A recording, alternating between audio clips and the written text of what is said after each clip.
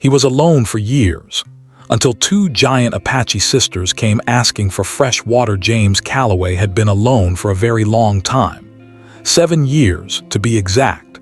7 years of living far away from towns, cities, and people. At first, it had been a choice, a decision made quickly after life had thrown too many hard things at him. But over time, the choice had turned into a routine, a way of life, and eventually a habit.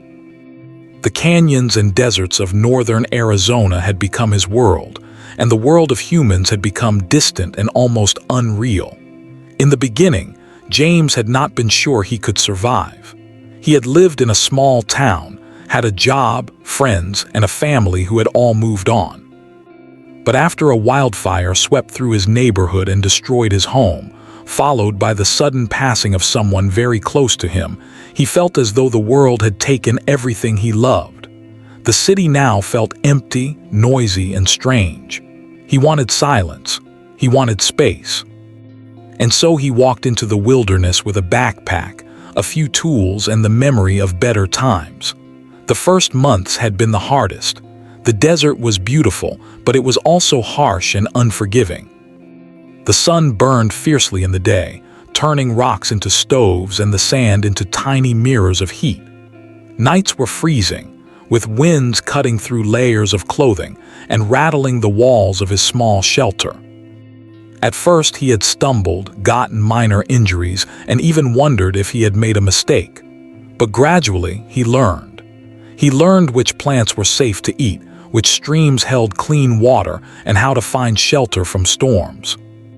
He learned to read the stars for direction, and the patterns of the wind and clouds for weather. Slowly, he became part of the land rather than just someone visiting it. By the end of the first year, James had built a small life. He had a shelter carved into the side of a canyon, camouflaged with rocks and brush so no one could see it from afar. He had a small garden near a hidden spring where he grew some vegetables and herbs, and he had a routine. Each day started early before the sun rose, with checking the water supply, tending the garden, and making sure the shelter was safe. Afterward, he explored the surrounding canyons, mapping trails, marking safe spots, and observing animals. Birds, coyotes, and deer became his daily companions, their sounds and movements filling the silence he had once craved. Though life was simple, James often felt the weight of isolation. He missed the sound of another human voice, even if it was just ordinary conversation. Sometimes, when the wind blew through the canyon walls just right, it would sound like laughter or singing, and for a moment he would smile, thinking someone had come. Other times he felt completely invisible, like the world had forgotten he existed. Nights were the hardest. Sitting by a small fire, he would watch the stars and think of the life he had left behind. He thought of friends, family, and faces that had once meant everything to him. But he didn't let himself dwell too long. The desert demanded attention, firewood, water, food, shelter, and it didn't forgive weakness. Over the years, James became skilled in ways he had never imagined.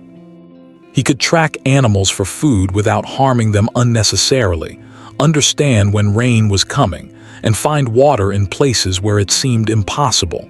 His maps were precise, marked with every rock, tree, and hidden trail. He knew the land like the back of his hand. He also knew its dangers: sudden flash floods in narrow canyons, snakes hidden under rocks, and the possibility of injury without anyone to help. Every day was a balance between freedom and risk, and he accepted it. Even with all the skills and routines, he felt lonely. Not the kind of loneliness that comes from being ignored in a crowd, but the quiet, deep emptiness that comes from knowing no one will share your morning or watch the sunset with you. Sometimes he would leave small messages carved into rocks, almost as if hoping someone might someday find them. "I was here. I am alive." He never expected anyone to see them, but leaving those messages made him feel less invisible. Over time, James' life became a rhythm, almost like a song played by the desert itself. He woke with the birds, worked with the sun, and rested with the moon. He had learned to enjoy the silence, to feel the wind on his face and the roughness of rocks under his hands. He even found small joys: the taste of a fresh carrot from his garden, the sight of a fox darting through the canyon, the smell of rain on dry earth. He had become not just a survivor but a part of this land. But even as he grew comfortable, James remained alert. The desert was beautiful, but it was unpredictable. One careless step could lead to injury. One mistake could leave him days from help. He carried a small bag with essentials wherever he went: a knife, a fire starter, a first aid kit, and a notebook where he wrote everything: observations, thoughts, sketches of the landscape. This notebook became his companion, a friend he could share everything with, from the smallest joy to the heaviest sadness. And yet, despite the safety he had built around himself, James could not ignore the small, quiet hope that something unexpected might happen. He didn't know what that something was. Maybe it was a fellow traveler, a wandering animal, or even just a change in the weather. He only knew that life, even in isolation, was alive with possibility. And on that particular morning, as he filled his water container at the spring, he would see something that would change everything he had grown used to. The spring was small, tucked between two rocky cliffs, almost invisible unless someone knew where to look. The water was clear and cold, flowing from deep underground. James knelt beside it, cupping his hands to drink, when he heard a sound that made him freeze. Not the sound of wind or animal, this was human. Footsteps, careful but deliberate, crunching over stones and dirt. He slowly raised his head, scanning the ridge above. At first he saw only rocks and shadows, but then he noticed movement: two figures, tall and strong, climbing carefully down the slope toward him. James' heart raced. He hadn't seen anyone in years. Fear and curiosity battled inside him. Who were they? Were they lost, or were they here for some other reason? He considered retreating into the shelter, hiding until he knew more.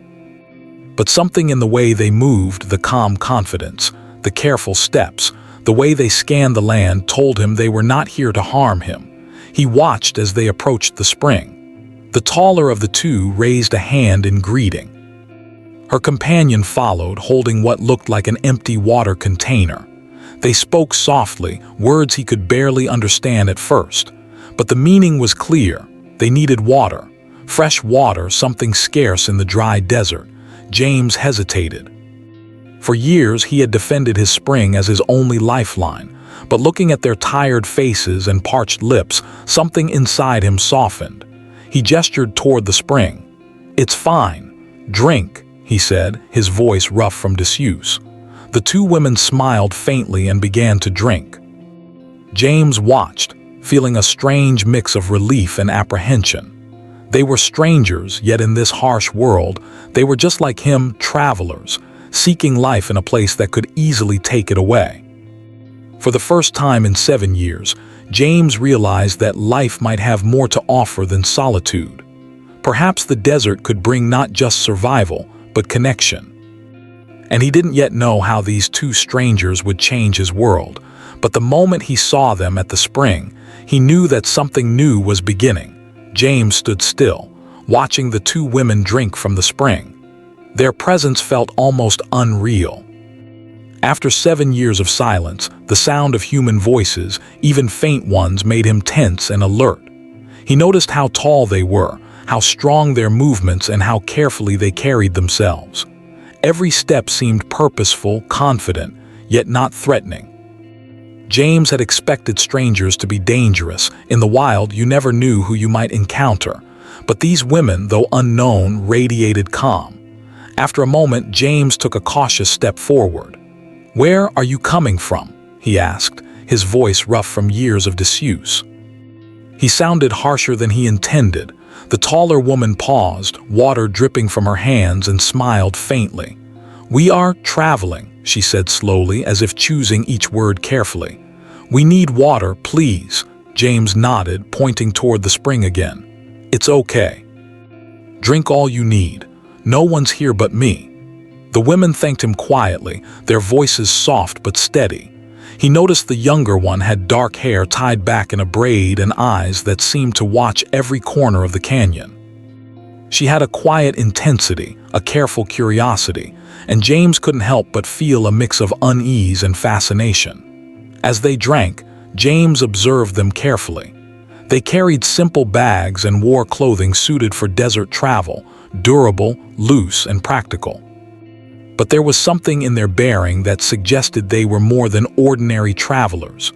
They moved with purpose, awareness, and skill. James realized they were survivors just like him, accustomed to hardship and the challenges of the wild. When the women finished drinking, they stepped back slightly. The taller one nodded toward James. "Thank you," she said again. "We travel far. Water is rare." James nodded, unsure what else to say. He hadn't spoken to anyone in years, and the conversation felt awkward, yet strangely comforting. For a few minutes, they stood quietly, watching each other. The desert around them was vast and empty, with cliffs rising on all sides and the wind whispering through cracks in the rocks. The spring bubbled gently, the only sound besides the occasional bird call. James realized he could feel his heart beating faster, not from fear, but from something else, anticipation perhaps, or the sudden awareness that another human being had entered his life. Finally, James gestured toward a flat rock near the spring. "Sit," he said. "Rest. You must be tired." The taller woman looked at her sister, who nodded, and both slowly moved to the rock. James stayed standing, keeping a watchful eye, unsure if they would trust him or leave suddenly. But as they settled, he noticed small details. The way their hands were calloused from work, the faint dust on their clothes, the way they scanned the canyon as if expecting something to appear at any moment. "What are your names?" James asked after a moment. The taller one looked at him carefully, her expression thoughtful. "I am Taya," she said. "This is my sister Nijoni." Her words were soft but clear, and James repeated them in his mind, memorizing them. Names had power, he realized. They made people real, not just strangers or shadows in the desert. "I'm James," he said, his voice steadier now. "I live here, been alone for a long time." Taya's eyes widened slightly, not in judgment but in understanding. "Alone is hard," she said. Her words were simple, yet they carried a weight of truth. Nijoni nodded, her gaze steady and calm. James looked at them again, noticing small signs of exhaustion. Their feet were dusty, their skin sunburned in places, and their movements, though skilled, were careful and measured. He thought of his own first months in the wilderness and remembered the ache of tired muscles and thirst. He felt a quiet sympathy, a connection that needed no words. "Water is clean," James said, pointing toward the spring. "Safe to drink. Food is small, I can share." Taya nodded, a faint smile playing on her lips. "Thank you." "You are kind." The word sounded foreign in the silence, almost musical. James felt a warmth he hadn't felt in years. He realized that for all the solitude he had cherished, kindness and human connection were something his life had lacked. Over the next hour, a quiet rhythm developed. James fetched some dried corn and wild herbs he had collected, offering them to the sisters. They ate slowly, not out of necessity, but as if savoring a rare moment of calm. James watched them carefully, noting how they spoke little, but their eyes, gestures, and small smiles spoke volumes. He felt a strange mix of relief and curiosity. These women had appeared suddenly, unannounced, and yet their presence felt important. The desert around them seemed to grow quieter, or perhaps James simply noticed its sounds differently. The wind rustled the canyon walls gently, carrying the faint scent of sagebrush and dry earth. Birds called softly in the distance, and the spring continued its steady flow. In that quiet, James felt a strange sense of peace. For the first time in years, he didn't feel completely alone. Taya finally spoke, her voice calm and deliberate. "You live here alone?" James nodded. "Yes." 7 years. He felt a small pang of surprise, even saying it out loud made it real. "No friends, family?" Her question was gentle, not intrusive. James shook his head. "Gone. Life moved on. I stayed." Najoni watched him carefully, her gaze sharp but not unkind. "You are strong," Taya said after a moment. James smiled faintly, unsure if it was a compliment or simply an observation. "You survive well. Desert is hard."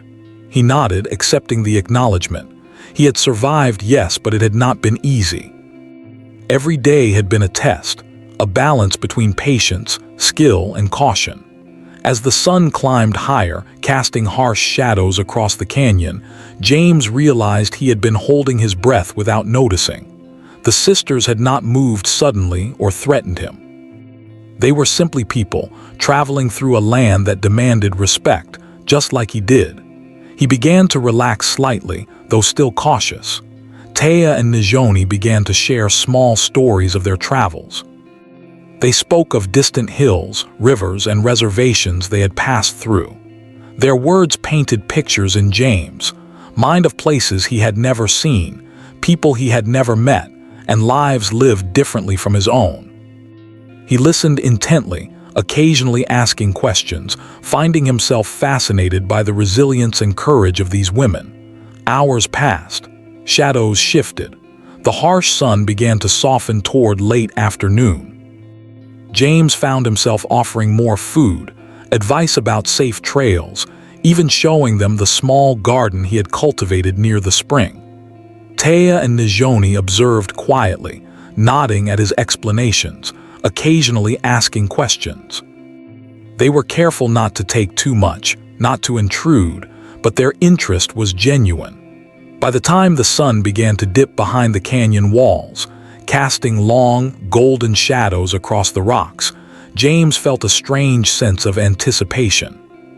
He hadn't realized how empty his days had been without conversation, without stories shared, without the presence of others.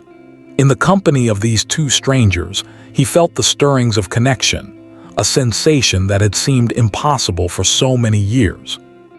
As the evening chill set in, James built a small fire, careful to keep it low and controlled.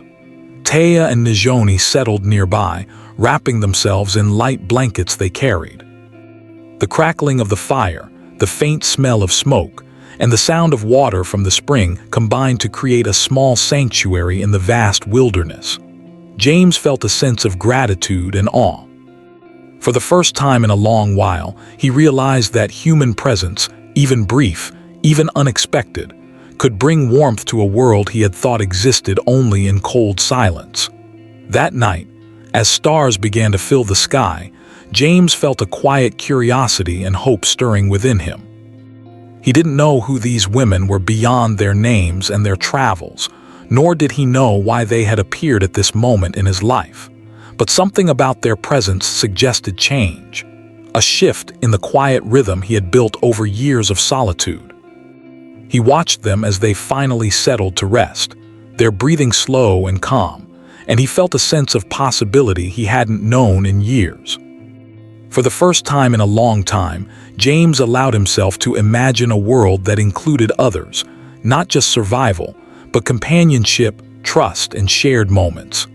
The desert, once a place of isolation, now held the promise of something new. And James, who had lived alone for so long, realized that his life might be about to change in ways he could not yet understand. The next morning, James woke before the sun had risen, as he always did. The desert was quiet, except for the soft rustling of leaves and the distant call of birds. The night had been cool, and the fire from the evening had died down, leaving only faint smoke spiraling into the sky. Taya and Najoni were already awake, sitting near the spring with their small water containers. James watched them from the edge of his shelter. There was a calm confidence in the way they moved, even in such a quiet moment, and he felt both curiosity and caution rise in him. He knew he needed to speak, to learn more about them, but also to protect himself. 7 years of living alone had taught him to be careful. Strangers could be dangerous, even unintentionally, in the wilderness. He walked slowly toward the spring, keeping his hands visible and his movements deliberate. "Morning," he said softly. His voice felt strange to him, almost awkward. "Water is clean. You can drink." Taya looked up and nodded. "Thank you," she said, her voice calm, steady. Nijoni followed her example. James noticed the way their eyes scanned the canyon as they drank, careful, alert, aware. Even in a peaceful moment, they were attentive. He admired that about them. He had spent years learning to survive, observing and predicting, and he could tell that they had honed the same skills. Once they had finished, James gestured toward a flat area near the spring. "Sit. Eat if you need," he said. From his small pack, he offered some dried fruits, nuts, and a few pieces of bread he had made from grains grown near the spring. Taya and Nijoni accepted quietly, but their expressions remained thoughtful. They were not ungrateful, but they were cautious. James understood this. He would have been the same in their place. As they ate, James tried to start a conversation. "Where are you traveling from?" he asked, keeping his tone neutral, not too curious. Taya glanced at Nijoni before answering. "From the north. We check on family, visit places important to us." Her words were careful, measured. She did not reveal too much, but she did not hide either. There was honesty in her eyes. James nodded. "I see. Long journey?" he asked. The sisters nodded. Taya's face showed a mixture of fatigue and determination. Nijoni remained quiet, her eyes moving constantly, taking in every detail of the canyon, of James' small shelter, of the spring. James could feel her intelligence, the quiet watchfulness that made her presence both comforting and intimidating. He decided to show them a part of his life, hoping it would build trust. "This is my home," he said, gesturing toward the shelter built into the canyon wall. "I live here alone for many years." Taya tilted her head slightly as if considering his words. "Alone is strong," she said softly. "But also lonely?" James looked at her, surprised that she had guessed so accurately. "Yes," he admitted. "Lonely sometimes, but also peaceful." For a moment, silence fell between them. The only sound was the spring, flowing steadily, and the wind whispering through the canyon. The sisters seemed to understand the balance of solitude and survival, the tension between isolation and the quiet comfort of nature. James felt a strange connection forming, a mutual understanding that needed no words. Taya finally spoke again. "You know the land well," she said. James nodded. "Yes, I explore, map it. Learn every trail, every hidden spring." He showed them a small notebook filled with sketches and notes, maps of the canyon, markings of water sources, locations of edible plants and safe trails. Taya leaned closer to look, her eyes scanning the pages. "Impressive," she said softly. Nijoni also examined the maps, pointing to a small hidden spring that James had almost forgotten about. "You found this?" she asked. James nodded. "Yes, few know it. Safe, fresh water." The sisters' interest seemed genuine, and James felt a small thrill of pride. Sharing this knowledge was unusual for him. He had spent years alone, keeping the land to himself, but now he felt a desire to connect, to teach, to share. It was a feeling he had not experienced in a long time. As the morning turned to midday, James led them along a short trail to a small overlook. From there, the canyon spread wide and vast below them, a tapestry of rocks, sand, and sparse vegetation. The view was breathtaking, and even the sisters paused, momentarily silent, taking it all in. James felt a surge of gratitude for their presence. For years, he had taken the beauty of the desert for granted, sharing it only with animals and wind. Now he had witnesses, companions, even if temporary. They continued talking along the trail, slowly revealing small pieces of themselves.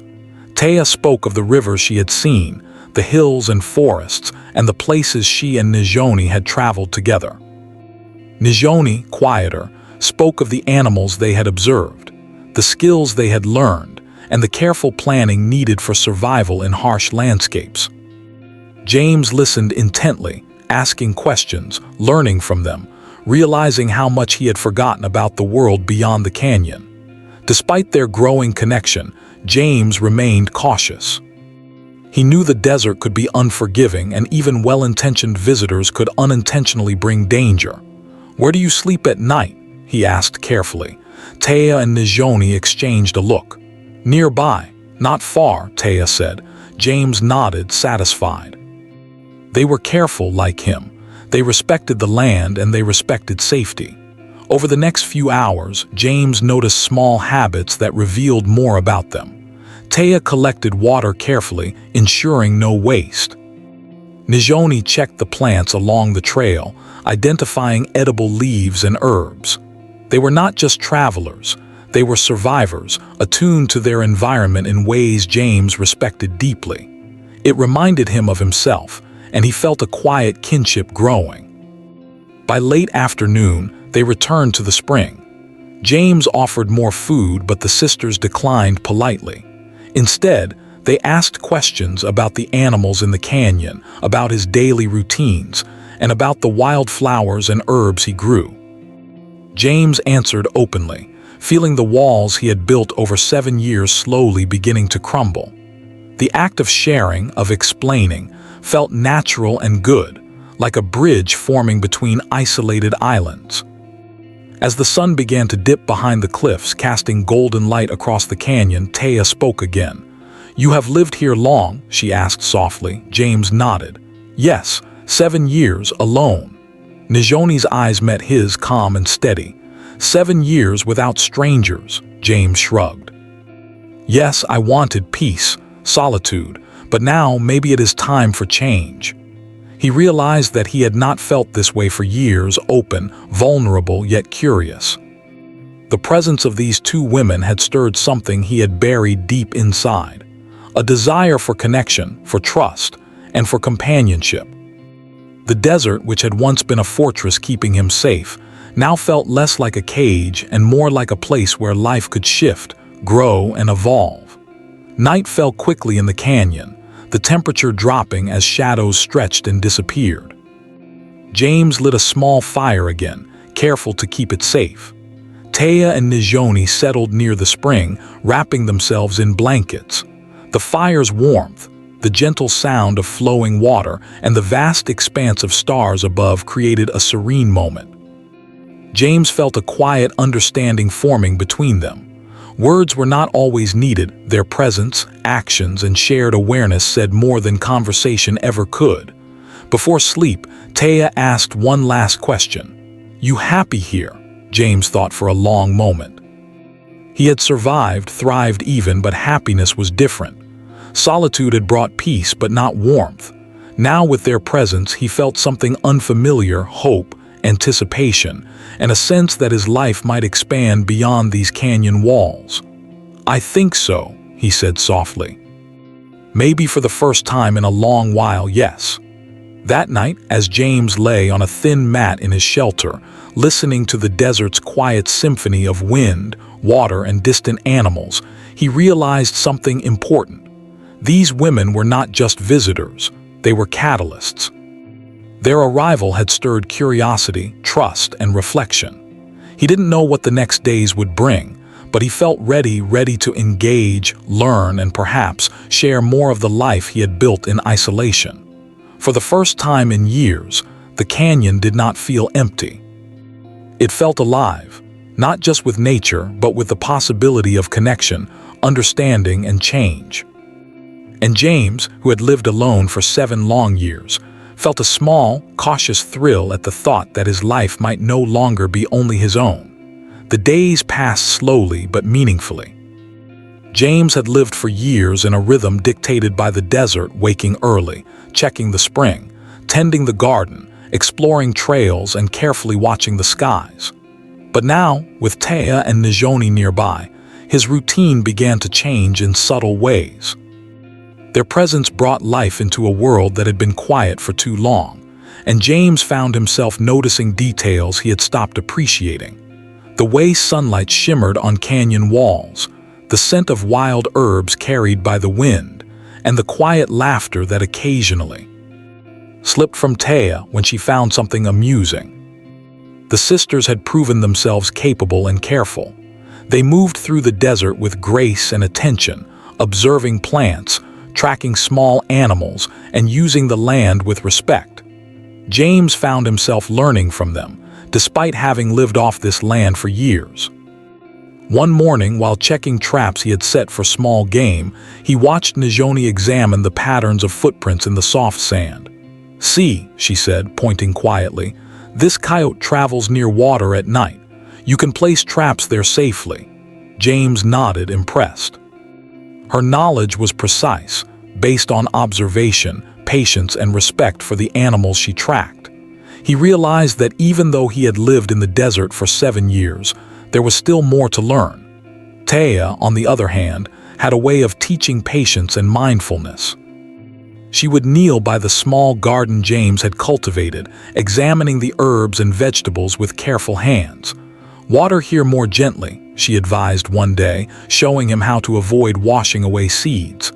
"The soil stays strong, plants grow better." James watched her, fascinated. He had cared for his garden carefully for years, but her techniques brought a new understanding. Small changes, small attentions, could make life in the desert easier and more productive. Slowly, a bond began to form. It was not immediate and it was not loud, but it was there in small moments, sharing water, pointing out safe paths, or laughing quietly at the mistakes they all made. One afternoon, while exploring a narrow canyon trail, James slipped on loose stones. Taya caught his arm just in time, steadying him. "Careful," she said with a small smile. "Desert teaches quickly." James laughed, a sound that felt strange to him after so many years of silence. He realized he had missed such simple human contact, the brush of hands, the reassuring presence of someone who cared. As days turned into a week, James noticed another change. He was beginning to open up. For years, he had spoken little, keeping his thoughts and feelings locked away. But now, he found himself telling the sisters stories about his life before the desert, the wildfire, the people he had loved, the home that no longer existed. Taya and Najoni listened without judgment, their attention steady, as if each word mattered.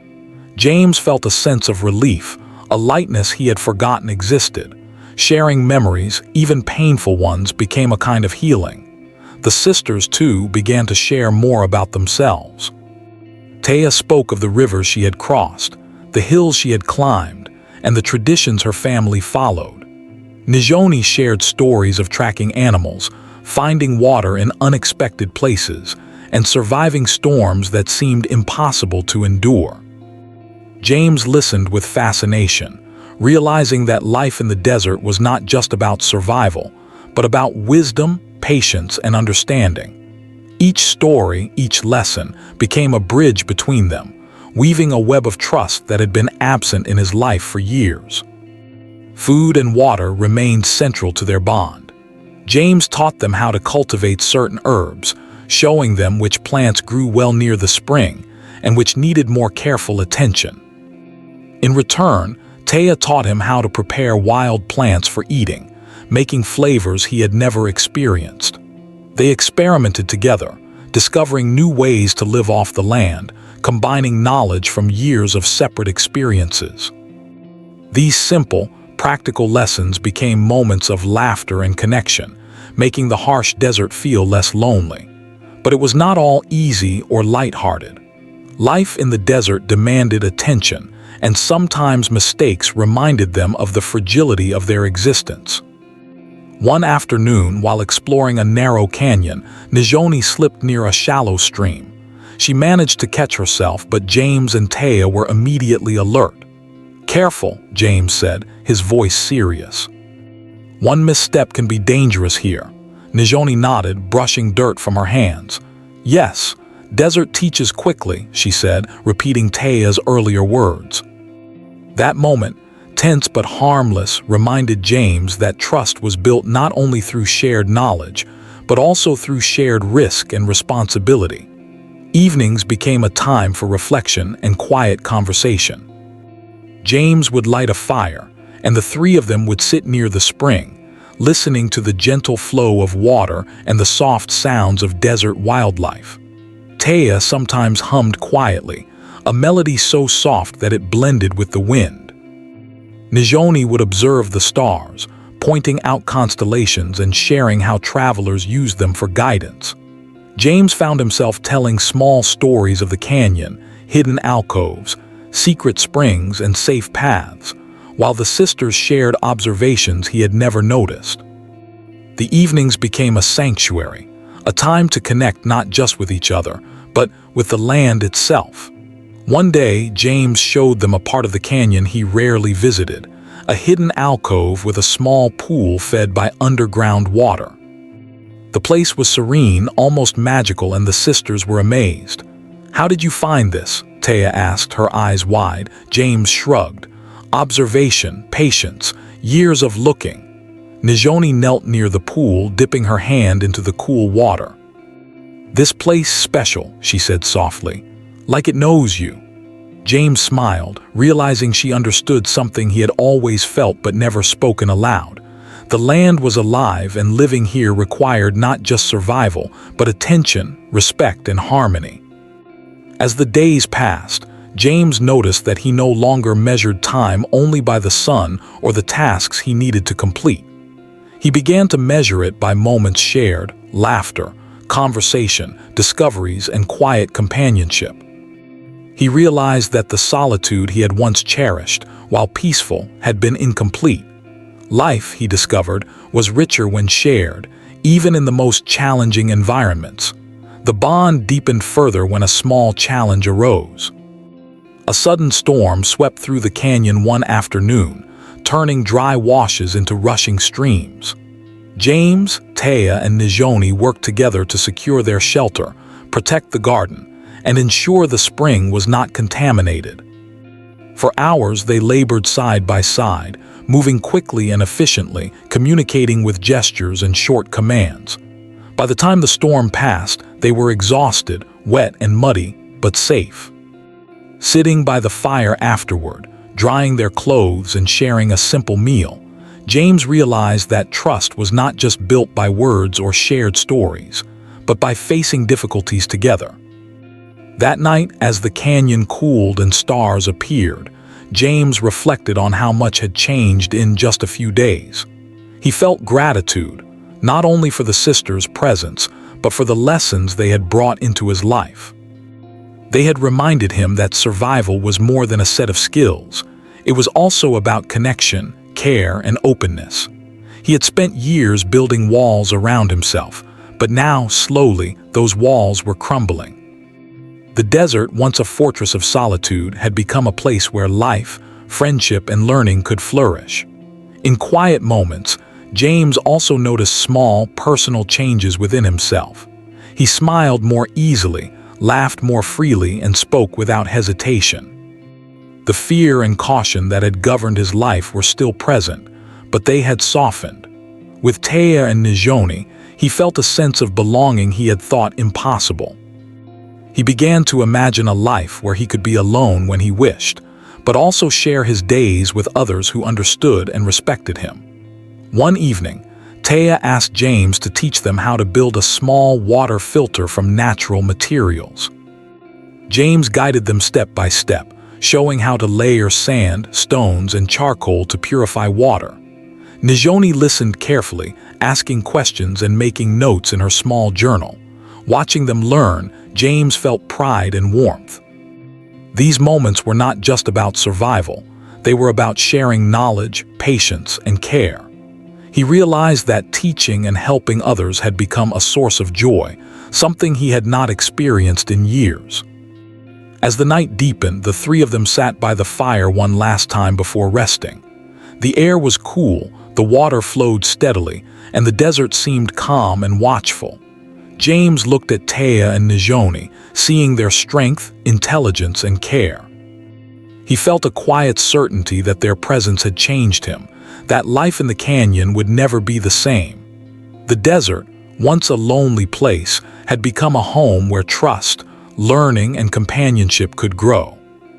For the first time in years, James allowed himself to dream, not just of survival, but of a life filled with shared experiences, challenges faced together, and knowledge passed between generations. The sisters had brought warmth, curiosity, and connection into his world, transforming his solitude into something richer, fuller, and deeply meaningful. And as he drifted to sleep, listening to the gentle flow of the spring and the distant sounds of the canyon, he knew that his life, once defined by isolation, had begun a new chapter, one filled with hope, trust, and the possibility of true companionship. The days that followed were unlike any James had known in his 7 years of solitude. Life in the desert had always been predictable, measured by sun, wind, and water. But now, with Taya and Nijoni present, every day held a new rhythm, a new energy. Even the tasks he had performed countless times, tending the garden, checking traps, exploring trails, felt different. They were no longer just routines of survival. They were shared experiences, moments of learning, laughter, and quiet companionship. One morning, James awoke to the sound of soft humming. Taya was kneeling by the garden, carefully watering seedlings with a small gourd. Her voice carried a melody that blended with the wind, simple yet beautiful, like the land itself had found a song. James smiled quietly to himself, realizing that in all his years of isolation, he had never noticed how the desert could feel alive with music, even in silence. Nijoni was nearby, observing tracks in the sand, pointing out subtle signs of animals that James had overlooked. The sisters' presence had sharpened his senses, made him notice details he had long ignored. As the morning progressed, they decided to explore a trail James had mapped but rarely visited. It led to a hidden plateau where the desert opened up to a breathtaking view of canyons, cliffs, and distant rivers. The wind carried a hint of rain from far-off clouds, and the sunlight glimmered on the rocks like gold. James felt a sense of pride in showing them this place, but also gratitude. Sharing this secret part of his world made it feel more alive. Taya and Nijoni were amazed. "How long did it take you to find this?" Taya asked, her eyes wide with wonder. James shrugged. "Years. Observation. Patience." He realized that the plateau was more than just a scenic spot. It was a symbol of his life in the desert, hard-won knowledge, moments of discovery, and a sense of achievement earned through care and attention. The sisters' excitement, their awe, reminded him that life could be richer when shared. During their time on the plateau, they spoke more openly than ever before. Taya shared stories of her family, their traditions, and the journeys they had undertaken together. Nijoni spoke of the skills they had learned, how they read the land, and how they respected the delicate balance of life in harsh environments. James listened, fascinated, realizing that the sisters carried wisdom and resilience shaped by experience, culture, and survival. Their stories inspired him to reflect on his own journey, on the lessons he had learned in solitude, and how much he had grown without realizing it.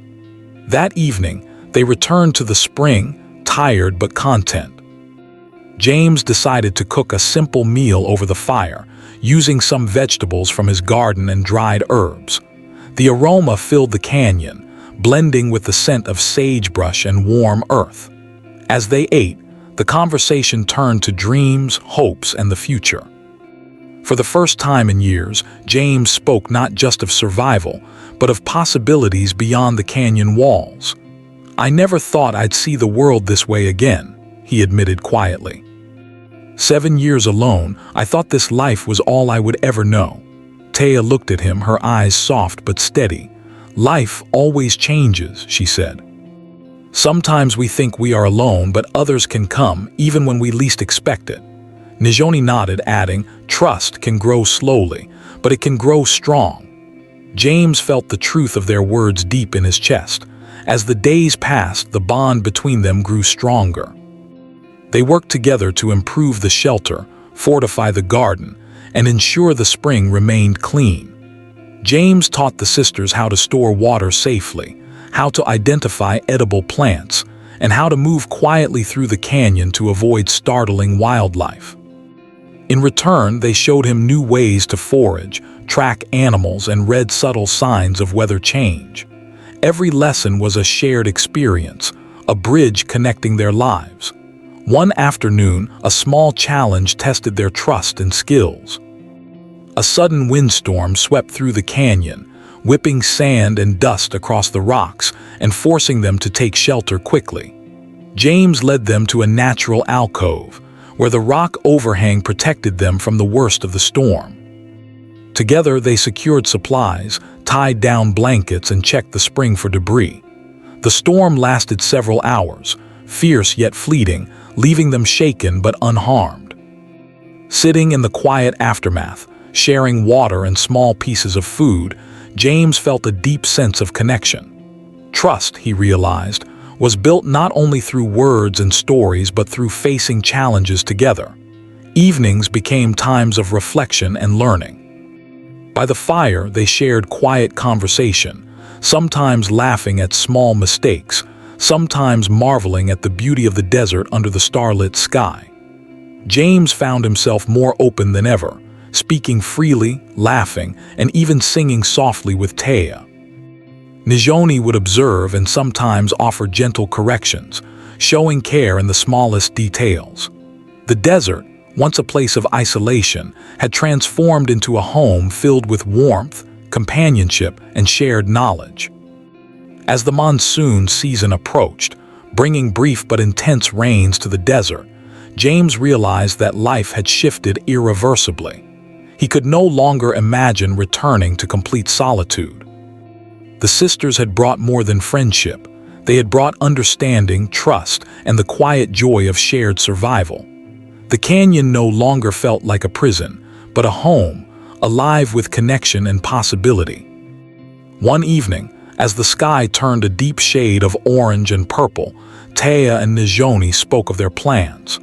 They would continue their journey, visiting family and sacred sites beyond the canyon. James felt a pang of sadness at the thought of their departure, but also a deep gratitude for the time they had spent together. "You will return?" he asked, his voice quiet. Taya smiled softly. "Yes, we will come back." "You are part of our journey now," Nijoni nodded, adding, "and you are part of ours." The next morning they prepared to leave. James showed them the safest trails out of the canyon, shared maps and notes he had made over the years, and packed water and provisions for their journey. He realized that this farewell was not an ending, but a beginning, a promise that their lives, though separate, were connected in ways that mattered deeply. As they walked away, Taya and Nijoni turned to wave. James watched them go, feeling a strange mix of emptiness and fulfillment. He had lived alone for 7 years, thinking that solitude was the only way to survive. Now he understood that survival was richer, fuller, and more meaningful when shared with others who respected and understood the land and its challenges. In the weeks that followed, James noticed subtle changes in himself. He was more observant, not just of the land, but of the possibilities for connection. He began leaving small notes at the spring, marking helpful information for any travelers who might pass through. He tended his garden with renewed care, experimenting with new planting techniques inspired by Taya and Nijoni. And in quiet moments, he allowed himself to imagine future visits, stories shared around the fire, and the ongoing bond that had begun so unexpectedly. The desert remained harsh, beautiful, and alive, but James no longer saw it as a place of loneliness. It was a home where life could be shared, where trust could grow, and where connection could flourish even in the most remote corners. He had learned that human presence did not diminish survival, it enhanced it, added depth, joy, and meaning to each day. As night fell over the canyon, James sat by the spring, listening to the gentle flow of water, the whispering wind, and the distant call of nocturnal animals. He thought of Taya and Nijoni, their strength, wisdom, and kindness, and realized that they had changed his life forever. Solitude had taught him survival, their presence had taught him life. He smiled quietly, a sense of peace and hope settling deep within him. For the first time in years, James felt whole. He understood that life could be unpredictable, that strangers could bring warmth, and that connection, trust, and companionship were as vital to survival as water, food, and shelter. The desert, which had once seemed vast and empty, now held the promise of shared journeys, mutual care, and lasting friendship. And as the stars appeared bright and clear above the canyon, James whispered softly to himself, "I am not alone anymore." Not really. In that moment, the desert felt alive, welcoming, and full of possibility, a place where life, in all its challenges and beauty, could be lived fully, with others by his side.